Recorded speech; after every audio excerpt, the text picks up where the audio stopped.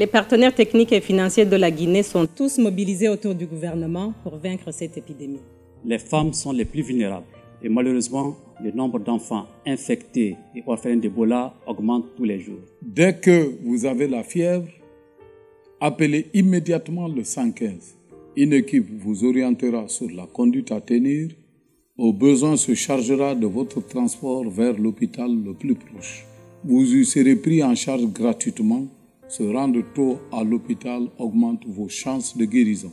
Pour éviter la propagation de la maladie à virus Ebola, nous devons accepter de recevoir les équipes chargées du suivi des personnes ayant été en contact avec un malade d'Ebola. Sachez que si vous êtes testé positif à Ebola, l'équipe médicale sur place vous donnera des soins appropriés, vous serez bien nourri et vous recevrez un soutien moral.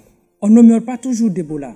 Grâce au traitement reçu au centre, plus de la moitié des patients en sortent guéris. Chers compatriotes, acceptons donc que tous nos malades suspects d'Ebola soient admis dans les centres de traitement. Ne gardons pas nos malades dans les maisons.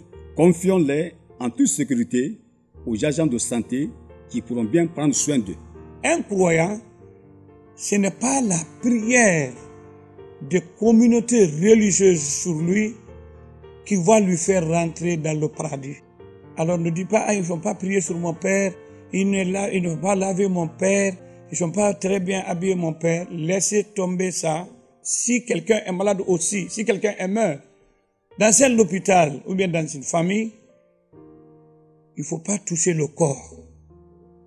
Appelez directement les médecins Croix-Rouge pour connaître qu'est-ce qu'il faut avant d'enterrer. Le rituel des obsèques doit être respecté à l'église comme à la mosquée.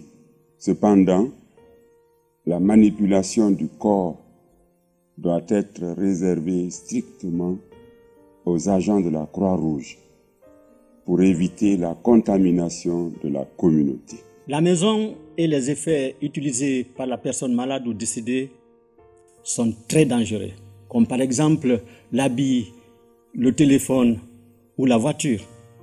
Ils doivent être désinfectés par un personnel qualifié comme la Croix-Rouge, Médecins sans frontières. Chers fidèles, acceptons vraiment que ces maisons et ces biens soient désinfectés. Chers frères et sœurs guinéens, que Dieu vous bénisse. Les pulvérisations ne représentent aucun danger pour la population. Les produits utilisés par les spécialistes sont très efficaces car ils tuent le virus Ebola. Ces produits ne sont qu'une composition d'eau et de chlore. Ayons confiance aux spécialistes pour que notre cher pays, la Guinée, soit sans Ebola. La maladie à virus Ebola n'est pas une fatalité. Pour la vaincre, acceptons de changer de mentalité et d'habitude. Évitons de serrer les mains et de faire des accolades. Pour prévenir la maladie, lavons-nous régulièrement les mains à l'eau et au savon. Nous devons systématiquement nous laver les mains avant de préparer les repas, avant de manger, avant et après les toilettes.